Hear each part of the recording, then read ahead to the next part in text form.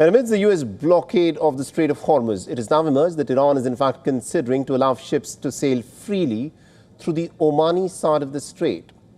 Now, according to a report by Reuters, Tehran had made this proposal in negotiations with the U.S. However, the report says that Iran is in fact willing to make this concession only if a deal is struck with the United States to prevent a renewed conflict.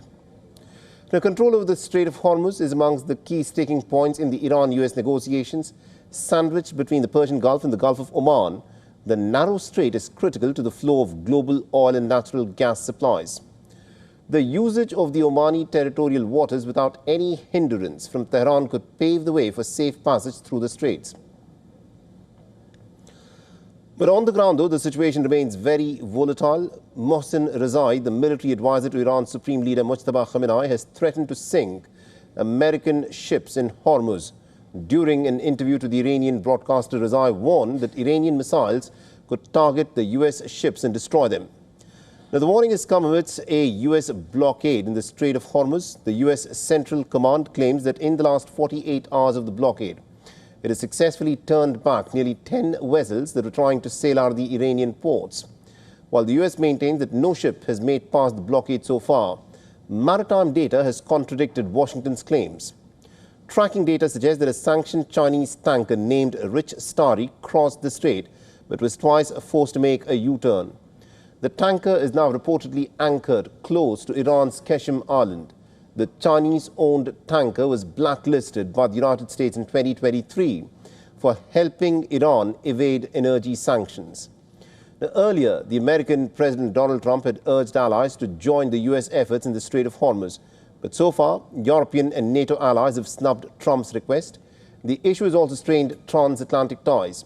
In the latest, Trump has in fact hit out at the Italian Prime Minister Giorgia Meloni, saying that the U.S. ties with Italy are not the same as before. Do we still have the same relationship with Italy right now and Giorgia Meloni? No. She's been negative. Anybody that turned us down for helping with this Iran situation, we do not have the same relationship.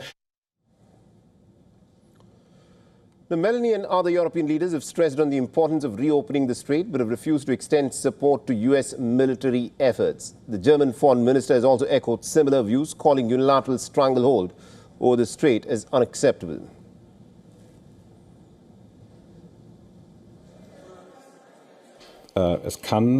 It definitely can't be that sea routes like the Strait of Hormuz are being controlled by a single state and that tolls are being collected. This is unacceptable, and we will demand that a complete opening of the Strait of Hormuz is guaranteed once again.